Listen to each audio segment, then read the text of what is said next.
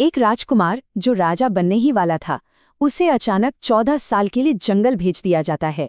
यहीं से शुरुआत होती है रामायण की, एक ऐसी कहानी जो हमें कर्तव्य, भक्ति और धर्म के बारे में बहुत कुछ सिखाती है। तो आखिर ये महाकाव्य हमें सिखाता क्या है? असल में ये कहानी है सम्मान की, त्याग की और सबसे बढ़कर बुराई पर अच्छाई की अंतिम जीत की। तो चलिए इस कहानी के सफर पर निकलते हैं। तो कहानी शुरू होती है अयोध्या में और हमारे नायक हैं राजकुमार राम। उन्हें एक आदर्श राजकुमार माना जाता था। सिंहासन बस उन्हें मिलने ही वाला था। लेकिन किस्मत को तो कुछ और ही मंजूर था। एक ऐसा मोड़ आने वाला था जो उनकी पूरी जिंदगी बदलने वाला था। देखिए, राजा दशरथ के 4 बेटे थे, लेकिन जो सबसे बड़े थे, राम, वो वाकई में सबसे अलग थे। धर्म, ज्ञान और वीरता का प्रतीक। हर कोई उन्हें एक आदर्श पुरुष की तरह देखता था। तो सीता से विवाह के बाद तो राम का राजा बनना लगभग तय हो चुका था। सब कुछ सही चल रहा था। लेकिन सालों पहले राजा दशरथ ने अपनी एक पत्नी कैकेयी को 2 वरदान दिए थे, और अब ठीक इसी मौके पर उन वरदानों को पूरा करने का वक्त आ गया था। और कैकेयी ने अपने वो 2 वरदान मांग लिए। पहला कि उनके बेटे भरत को राजा बनाया जाए, और दूसरा कि राम को 14 साल का वनवास मिले। सोचिए, बस यही एक पल, इसी एक पल ने पूरी कहानी की दिशा हमेशा के लिए बदल दी। और यहीं पर हमें राम के चरित्र का असली सार देखने को मिलता है। उन्होंने क्या किया? अपने पिता के वचन का मान रखने के लिए बिना एक सवाल किए अपना सिंहासन, अपना राज्य, सब कुछ छोड़ दिया। ये दिखाता है धर्म के प्रति उनका समर्पण, चाहे उसकी कीमत कितनी भी बड़ी क्यों न चुकानी पड़े। तो राम अकेले नहीं गए, उनके साथ थी उनकी पत्नी सीता और उनके वफादार भाई लक्ष्मण। तीनों ने जंगल में अपना नया जीवन शुरू किया। पर ये शांति ज्यादा दिन तक टिकने वाली नहीं थी। बहुत जल्द एक ऐसी घटना घटी जिसने उनकी दुनिया को हमेशा के लिए बदल कर रख दिया।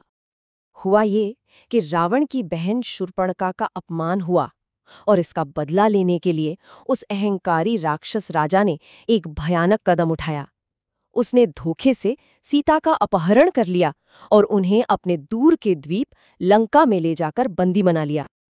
अब सीता की इस हताश खोज में राम और लक्ष्मण अकेले नहीं थे। रास्ते में उन्हें बहुत से सहयोगी मिले।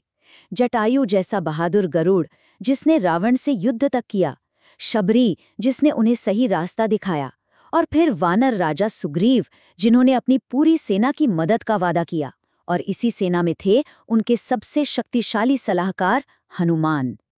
तो अब सेना तो थी, लेकिन एक बहुत बड़ी मुश्किल सामने खड़ी थी। वो था विशाल समुद्र, जो उन्हें लंका से अलग कर रहा था। अब सवाल ये था कि कोई इसे पार करके सीता को खोजेगा कैसे? ये काम लगभग नामुमकिन था, और इसे सिर्फ एक ही महानायक कर सकता था। देखिए, हनुमान की शक्ति सिर्फ उनके शरीर की नहीं थी। उनकी असली ताकत तो थी राम के प्रति उनकी अटूट भक्ति। जैसा कि यह कहता है, उनके लिए तो बस राम का नाम ही काफी था उस विशाल समुद्र को लांघ जाने के लिए। भक्ति में इतनी शक्ति। और हनुमान ने क्या कमाल किया! वो सिर्फ सीता को खोजकर राम का संदेश ही नहीं देते, बल्कि रावण को अपनी ताकत का एहसास भी कराते हैं और पूरी लंका में आग लगा देते हैं। जब वो इस खबर के साथ वापस लौटे तो उम्मीद की एक नई किरण जगी, और अब युद्ध का मंच पूरी तरह से तैयार था। इसके बाद राम की सेना ने समंदर पर एक पुल बना दिया और लंका पर चढ़ाई कर दी। पर यह लड़ाई सिर्फ सीता को बचाने के लिए नहीं थी। नहीं, ये लड़ाई थी धर्म की स्थापना के लिए, उस न्याय को वापस लाने के लिए जिसे रावण के अहंकार ने खत्म कर दिया था। युद्ध भयंकर था और कई दिनों तक चला। एक के बाद एक रावण के बड़े बड़े योद्धा, जैसे विशालकाय कुंभकर्ण और अजय माना जाने वाला मेघनाद, सब मारे गए। और फिर आया वो अंतिम दिन जब राम और रावण का आमना सामना हुआ, और इस महायुद्ध में धर्म ने अधर्म पर विजय पाई। और फिर पूरे 14 साल के वनवास के बाद विजयी राम, सीता और लक्ष्मण अयोध्या वापस लौटे। उनके आने से एक नए युग की शुरुआत हुई।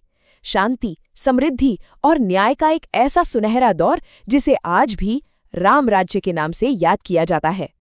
तो सवाल ये उठता है कि इस सदियों पुरानी कहानी से आज हम क्या सीख सकते हैं?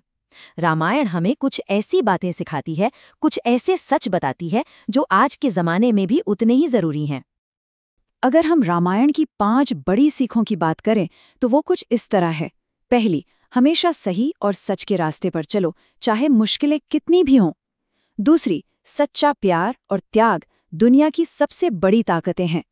तीसरी, हनुमान की तरह सच्ची भक्ति अटूट विश्वास को जन्म देती है। चौथी, रावण की तरह अहंकार का अंत तो निश्चित है। और पांचवी, और सबसे अहम, कि अंत में जीत हमेशा धर्म की ही होती है।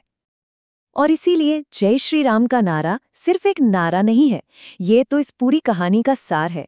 सीता और राम की जीत का उत्सव।